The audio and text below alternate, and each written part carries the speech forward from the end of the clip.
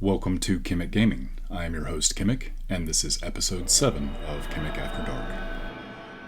It has been a while since I've had the opportunity to sit down and work on some videos for the channel, so I thought this would be a perfect opportunity to do a little bit longer form video today and show off one of my favorite characters that I've ever created in Dark Souls, Death's Onion.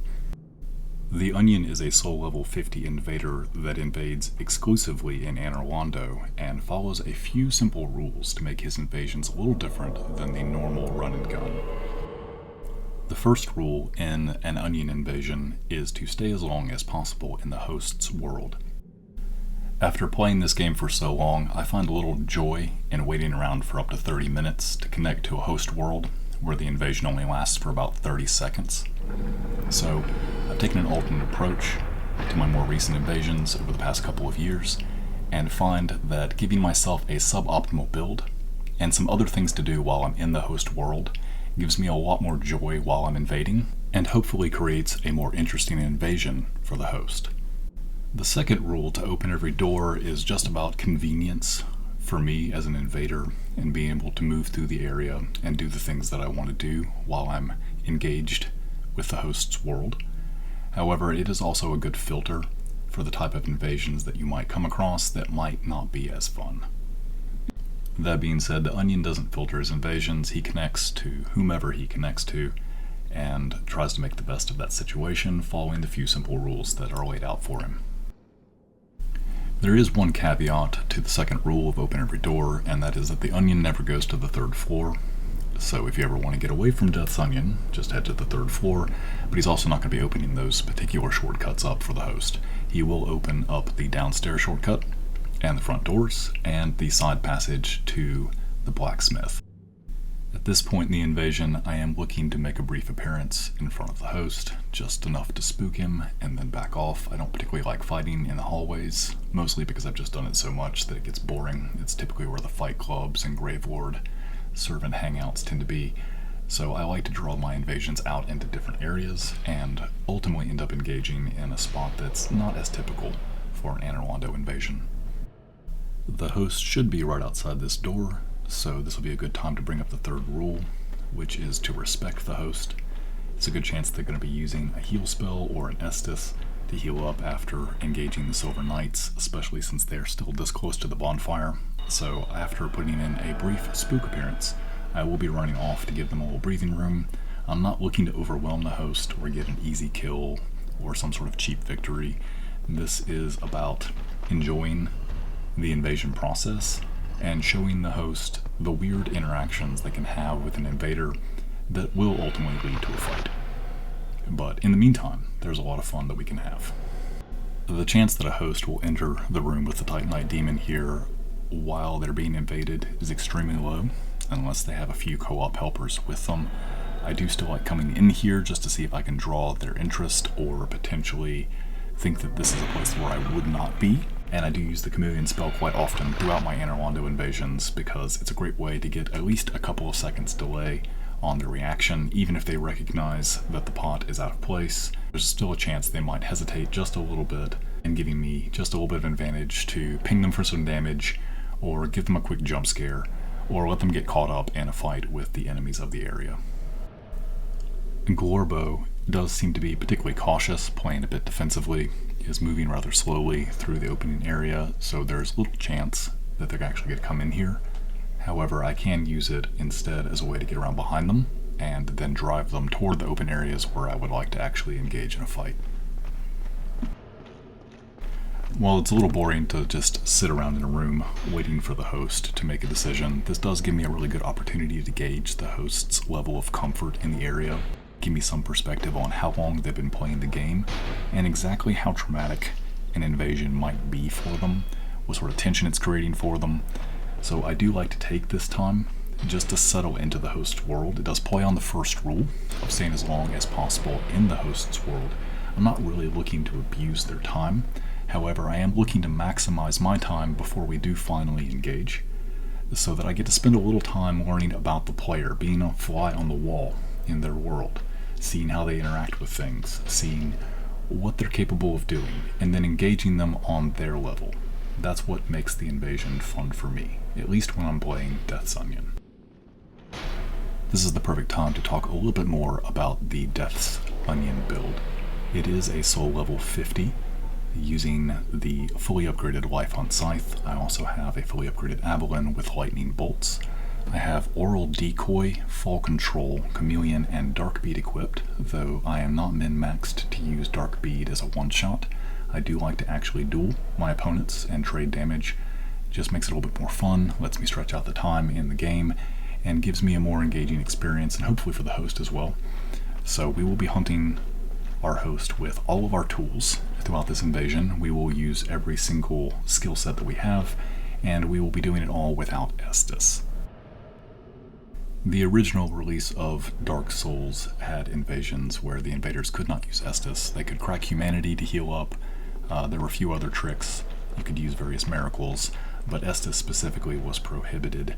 I went back to using that specific method of invasion for Death's Onion, mostly to make me think out of the box, to be creative, and to take advantage of the environment and enemies that are here, and trying to create a more classic invasion style than the PvP fights that typically happen now.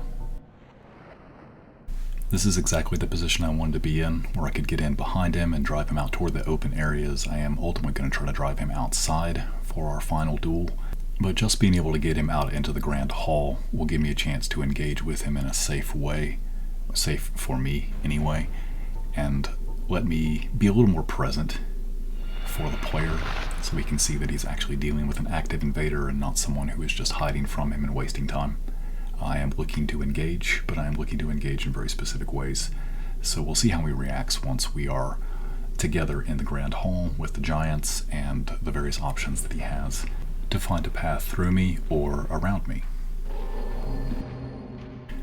9 times out of 10, this is the reaction that I get when people spot me as the pot holding the giant's halberd, is a poison arrow right into my face. I'm totally okay with that. I actually find it hilarious. Hopefully the host also thinks it's funny. I consider it the churning butter maneuver, and it is meant to make someone laugh or at least roll their eyes a little bit at the silliness of what I'm doing. And the silliness will continue because the final rule for a Death's Onion invasion is to make the invasion fun. We spend a lot of time in their world. We have opened doors and interacted with their environment. We've tried to be respectful of them and their time as well as their own space. But we also want to make sure the invasion is fun for both sides. So at this point, now that we've seen each other, we've made some contact, damage has been dealt, he has drawn first blood, it is time to start pushing this outside and seeing if we can actually get the grand duel that we wanted. However, I do realize that the host version of what may be a fun invasion may just be to get away from me, so I will give them the option to run around me if they want to go ahead and engage the boss battle here. They can go ahead and send me home. I will be making my way outside, pathing upstairs and around, just to make it clear that I'm looking to engage in the outside environment and see if they're willing to follow me. A lot of times the host will, once they have seen how much I'm willing to run away and how weak my character is. There's a very good chance that I will be followed as a potential easy kill. However, since it seems like it is the host's first time through the area, considering the doors that we opened, it's a very good chance they may just push on to the boss gate, and that is totally fine. This is why I have the Chameleon spell equipped, because I think these moments are absolutely hysterical. I think this is one of the best uses of the spell, is to watch someone run right past your character and then be able to get a free attack on their back because they totally didn't notice this obvious out-of-place pot. In this case, I totally missed with Avalon, and the host still didn't notice that there were 3 lightning bolts passing by them as they ran outside, or that my character popped out of a pot. At this point in the invasion, I'm under the deluded impression that I'll be able to lure them back inside and try this trap a second time. This never works. I always try this, but it really does never work. Once you spring the trap once, that's pretty much it for that spot with that particular host. So I'll waste some time here for a little bit, trying to think that I can get somewhere with it. The host will not buy it, so I will ultimately go back to my original plan, which is to head upstairs, use the balcony drop, and get down on the balcony and try to wave them over into one of the weird spaces. It's a good chance they won't take it. They may just take pot shots at me again with their poison arrows, which they have shown they're willing to do. We'll see how that goes, but ultimately I do have fall control to drop down from there if they stay outside, and we'll still be able to have our duel out in the open air. Provided that I don't waste too much time being silly up in this weird balcony spot that I'm headed to, I have accomplished my major objective for this particular invasion, which was to drive the host outside for a fight out in the open air. It's very hard to get a fight in Anor Londo to happen anywhere but the hallway or right there by the bonfire. Most people want to play it safe, whether they be the host or the invader, and they'll almost always retreat back to that first hallway, which is why I absolutely hate fighting in that hallway. So as long as I play my cards right, I should be able to keep this fight out in the open and make it something that's a little different, a little more enjoyable, and the host has had a chance to have an invader in their world for a while, get a little more comfortable with the different types of invasions that happen, and I've been able to interact with their world in a way that was positive, and perhaps made their journey through Anor Londo a little easier by opening shortcuts. This is one of my favorite spots in Anor Londo. The host should be able to see me clearly when I drop down from here in just a moment. However, I will use this spot occasionally to hide from hosts, depending on what type of invasion environment has been created, and use the chameleon spell and just blend into the background here and watch them running to and fro looking for me. For the absolute best results, definitely drop down one more wedge to the frame around the door, and you can use the chameleon spell as a footprint and let it guide you, and you can basically push to where you can see all the way back into the Great Hall. I won't be using that trick this fight, but definitely stay tuned for more Chymick After Dark.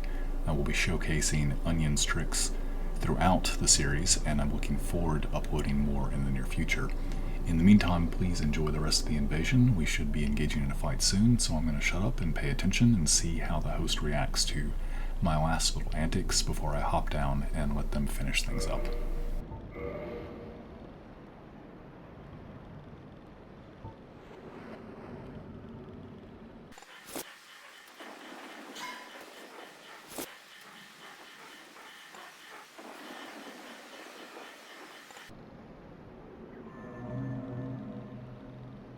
Hello!